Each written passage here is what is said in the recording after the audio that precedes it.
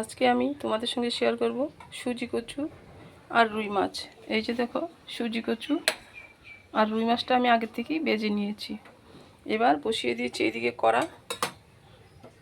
মাছের তেল বাটিতে আর দিয়ে দিব অল্প তেল। তেলটা ভালো করে গরম করে নেব। সুজি কচু আর মাছ খেতে ভালো টেস্টি হয়। তেল ভালো করে গরম করে নিয়েছি।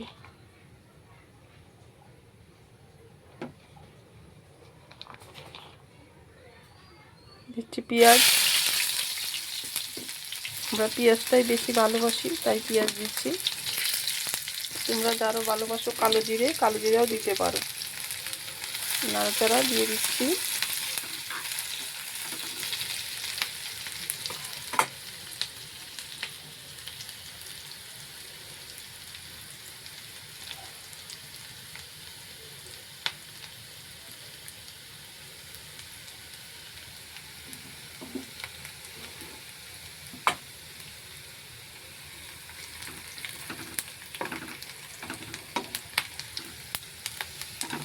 দেখো পেঁয়াজটা লালচে হয়ে এসছে। এবার দিচ্ছি হলুদ পরিমাণ মতো।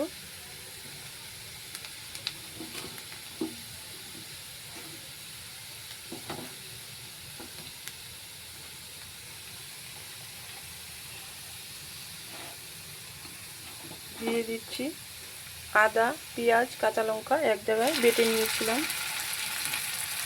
ওটাও দিয়ে দিচ্ছি। ওটাকে ভালো করে বেটে নেব। আদা পেঁয়াজ যদি তুমি ভালো করে না বাজে তবে তরকারিটা খেতে ভালো হয় না।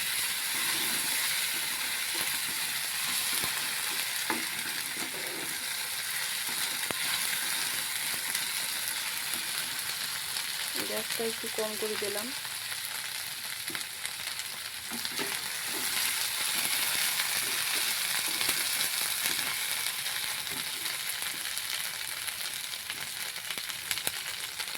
পরিমাণ মতো ঝাল লঙ্কার গুঁড়ো দিচ্ছি,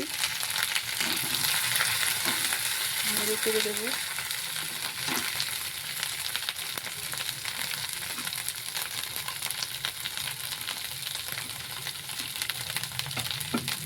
দিচ্ছি জিরে আর ধনিয়া এক জায়গায় বেটে নিয়েছি। আমি বেটেই খাই খুব বেশি, খুব তাড়াহুড়া হলে পুরো মশলা খাই। ভালো করে মিশিয়ে নিলাম।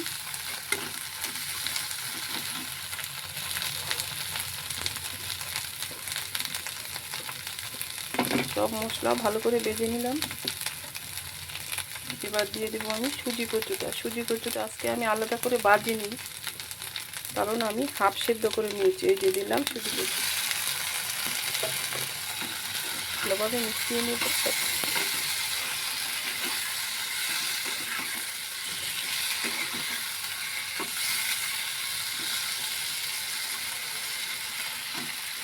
খুব সহজভাবে সুজি কচু এইভাবে রান্না করেই খাওয়া যায়।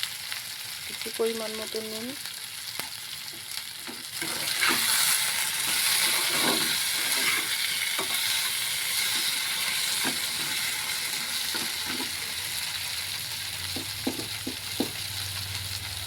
হলুদটা মনে হয়েছে কম হলো, অল্প দিয়ে দিলাম।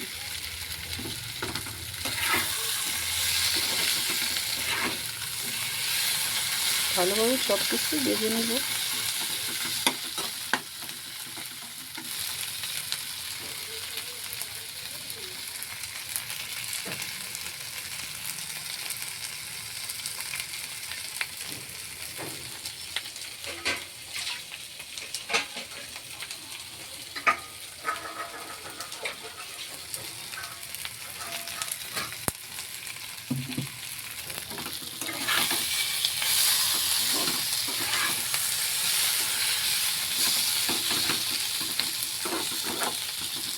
ভালো করে মশলা আর সুজি কচু ভেজে নিয়েছি। এবার দিচ্ছি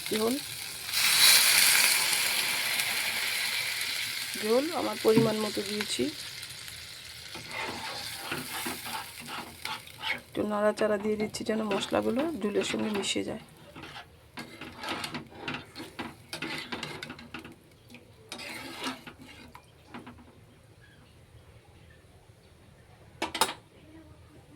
গ্যাসটা বাড়িয়ে দিলাম।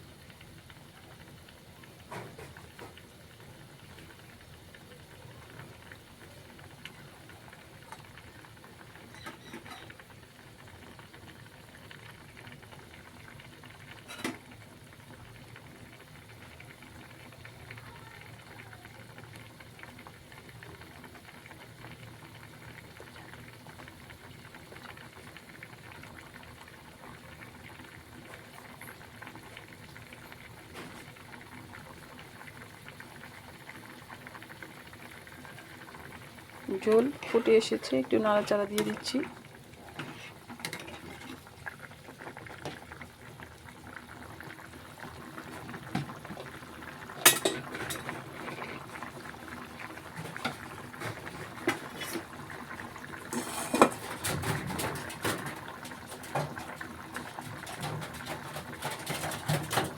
এবার দিয়ে দিব মাছগুলো দিয়ে দিচ্ছি।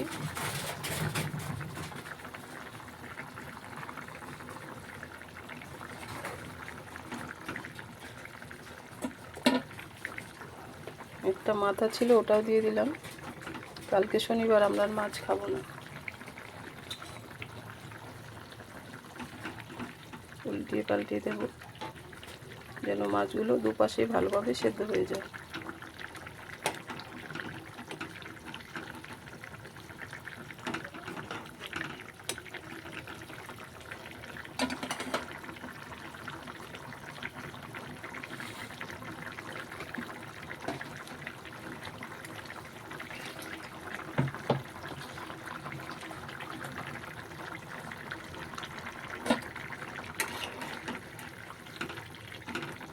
দিয়ে দিব মা অন্নপূর্ণাকে একদম তৈরি সুজি কচু আর রুই মাছের ঝোল। দেখো, দেখতেই কত সুন্দর হচ্ছে, খেতে অনেক ভালো হবে। তোমরাও রান্না করে খেও।